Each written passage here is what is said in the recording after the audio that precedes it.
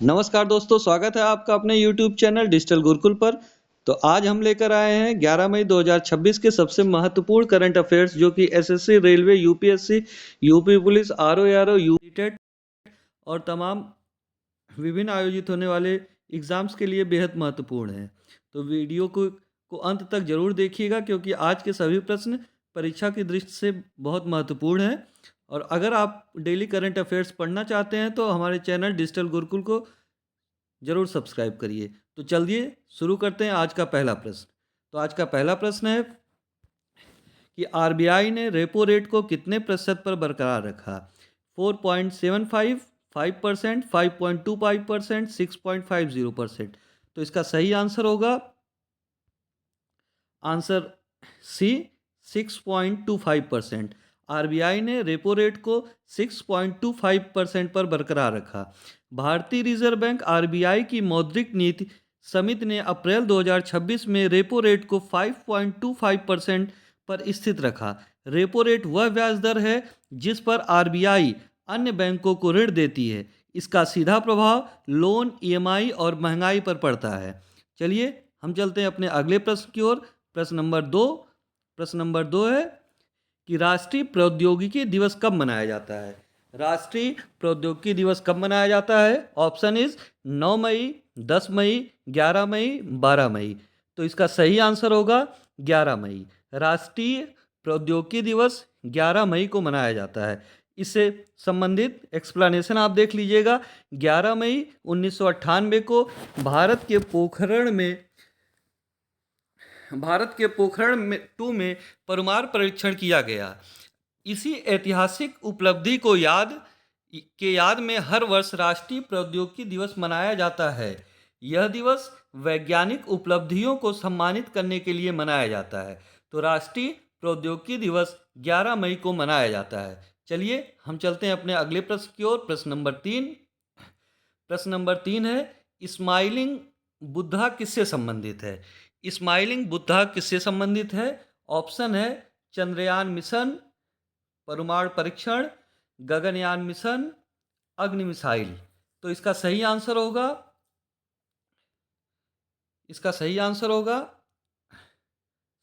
B, परमाणु परीक्षण। तो स्माइलिंग बुद्धा परमाणु परीक्षण से संबंधित है। स्माइलिंग बुद्धा किससे संबंधित है? स्माइलिंग बुद्धा परमाणु परीक्षण से संबंधित है। तो स्माइलिंग बुद्धा भारत के पहले परमाणु परीक्षण का कोड नाम था। स्माइलिंग बुद्धा भारत के पहले परमाणु परीक्षण का कोड नाम था। यह परीक्षण 18 मई 1974 को राजस्थान के पोखरण में किया गया था। इससे भारत की सामरिक शक्ति विश्व भर में मजबूत हुई। तो स्माइलिंग बुद्धा किससे संबंधित है? स्माइलिंग बुद्धा परमाणु परीक्षण से संबंधित है। चलिए हम चलते हैं अपने अगले प्रश्न की ओर। प्रश्न नंबर 4 है कि डिजिटल युआन किस देश की डिजिटल करेंसी परियोजना है? ऑप्शन है जापान, भारत, चीन, रूस। डिजिटल युआन किस देश की डिजिटल करेंसी परियोजना है? तो इसका सही आंसर होगा चीन।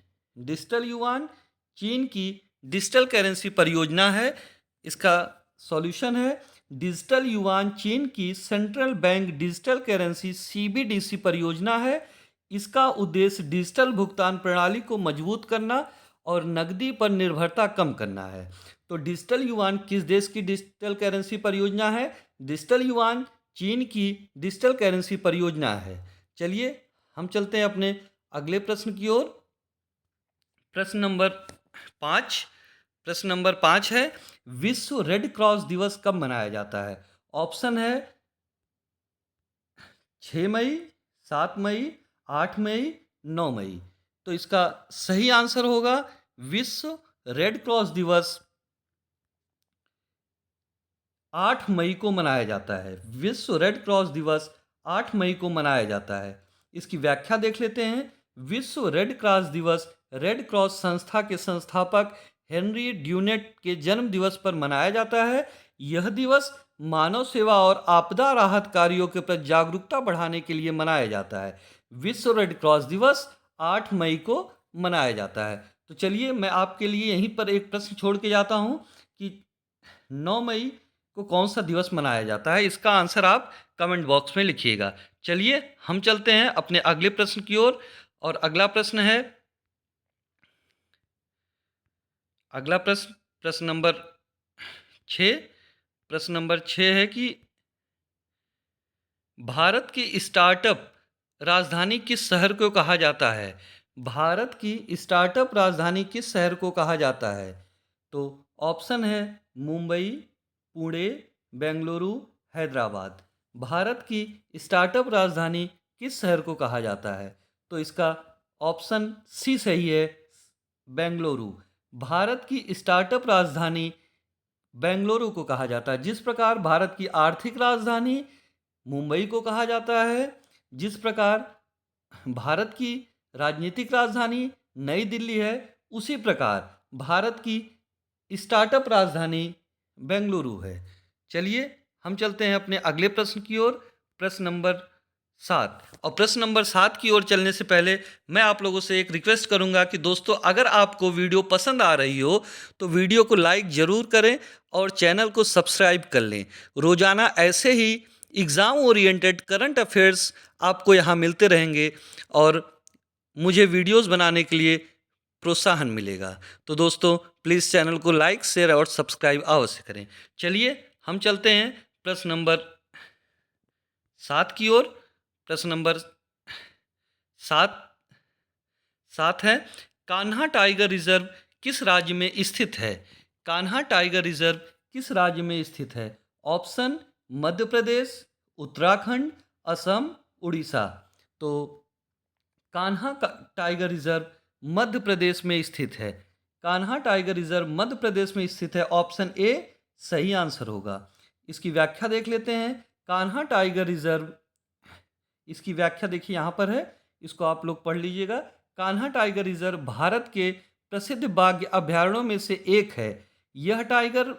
यह मध्य प्रदेश में स्थित है और प्रोजेक्ट टाइगर के अंतर्गत संरक्षित क्षेत्र है। कान्हा टाइगर रिजर्व भारत के प्रसिद्ध बाघ अभयारण्यों में से एक है और यह मध्य प्रदेश में स्थित है। प्रोजेक्ट टाइगर के अंतर्गत कान्हा टाइगर रिजर्व को संरक्षित किया गया है। चलिए हम चलते हैं अपने अगले प्रश्न की ओर, प्रश्न नंबर 9। प्रश्न नंबर 9 है, विश्व प्रवासी पक्षी दिवस का उद्देश्य क्या है? विश्व प्रवासी पक्षी दिवस का उद्देश्य क्या है? पर्यटन को बढ़ाना, वन संरक्षण, प्रवासी पक्षियों के संरक्षण के प्रति जागरूकता, जल संरक्षण। विश्व प्रवासी पक्षी दिवस का उद्देश्य क्या है? पर्यटन को बढ़ावा देना, वन संरक्षण, प्रवासी पक्षियों के संरक्षण के प्रति जागरूकता, जल संरक्षण। तो इसका सही उत्तर होगा प्रवासी पक्षियों के संरक्षण के प्रति जागरूकता, ऑप्शन सी। ऑप्शन सी इसका सही आंसर है। इसकी व्याख्या देख लेते हैं। यह दिवस प्रवासी पक्षियों और पर्यावरण संरक्षण के प्रति जागरूकता फैलाने के लिए मनाया जाता है। जलवायु परिवर्तन और प्रदूषण के कारण इन पक्षियों को कई समस्याओं का सामना करना पड़ रहा है। तो विश्व प्रवासी पक्षी दिवस का मुख्य उद्देश्य है कि प्रवासी पक्षियों के संरक्षण के प्रति लोगों में जागरूकता पैदा करना।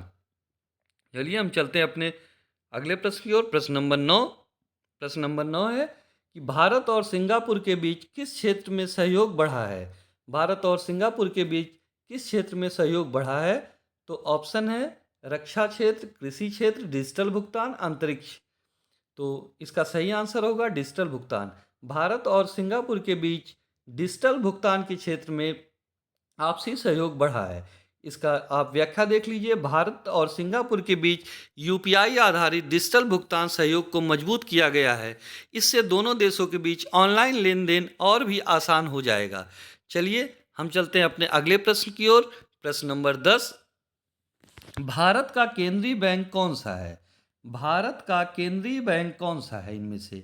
ऑप्शन है सेबी, नाबार्ड, आरबीआई और एसबीआई, नाबार्ड, आरबीआई और सेबी। तो क्योंकि आप लोग को यह प्रश्न एक इकोनॉमिक्स से संबंधित है, तो इसका सही आंसर हो जाएगा ऑप्शन सी। ऑप्शन सी इसका सही आंसर हो जाएगा कि आरबीआई। आरबीआई भारत, इन ऑप्शंस में से आरबीआई भारत का केंद्रीय बैंक है। तो इसका एक्सप्लेनेशन आप देख लीजिएगा। भारतीय रिजर्व बैंक आरबीआई भारत का केंद्रीय बैंक है जिसकी स्थापना 1 अप्रैल 1935 में हुई थी। यह देश की बैंकिंग व्यवस्थाओं और मौद्रिक नीति को नियंत्रित करता है। चलिए हम चलते हैं अगले प्रश्न की ओर। प्रश्न नंबर 11, विश्व थैलेसीमिया दिवस कब मनाया जाता है? विश्व थैलेसीमिया दिवस कब मनाया जाता है? 7 मई, 8 मई, 9 मई और 10 मई को। तो इसका सही आंसर होगा आंसर नंबर बी, 8 मई। विश्व थैलेसीमिया दिवस 8 मई को मनाया जाता है। विश्व थैलेसीमिया दिवस रक्त संबंधित बीमारियों के प्रति जागरूकता फैलाने के लिए मनाया जाता है। यह बीमारी आनुवांशिकी होती है और यह समय पर जांच बेहद जरूरी होती है और समय पर इसकी जांच बहुत जरूरी होती है। तो विश्व थैलेसीमिया दिवस 8 मई को मनाया जाता है। चलिए हम चलते हैं अपने अगले प्रश्न की ओर। प्रश्न नंबर 12। प्रश्न नंबर 12 है कि भारत का पहला परमाणु परीक्षण किस स्थान पर हुआ था? भारत का पहला परमाणु परीक्षण किस स्थान पर हुआ था? Option is Jaisalmer, Pokhran, Sriharikota, Chandipur. चांदीपुर। तो इसका सही आंसर होगा पोखरण। भारत का पहला परमाणु परीक्षण राजस्थान के पोखरण में 18 मई 1974 को किया गया था। यह परीक्षण भारत की वैज्ञानिक शक्ति का प्रतीक माना जाता है। तो भारत का पहला परमाणु परीक्षण राजस्थान के पोखरण में 18 मई 1974 को किया गया था और इस परीक्षण के बाद भारत विश्व पटल पर अपना लोहा मनवाया था। तो इसका सही आंसर होगा पोखरण। तो दोस्तों इस तरह आज के यानी कि 11 मई 2026 के करंट अफेयर्स यहीं समाप्त होते हैं। उम्मीद है यह वीडियो आपको पसंद आई होगी और आपके एग्ज़ाम प्रिपरेशन में मदद करेगी। अगर वीडियो अच्छी लगी हो तो लाइक, शेयर और चैनल को सब्सक्राइब ज़रूर करें। साथ ही बेल आइकन दबाना मत भूलिएगा ताकि डेली करंट अफेयर्स सबसे पहले आपको मिल सके। धन्यवाद दोस्तों, मिलते हैं अगले वीडियो में। आपका दिन शुभ हो। Thank you for watching our YouTube channel Digital Gurukul. Thank you.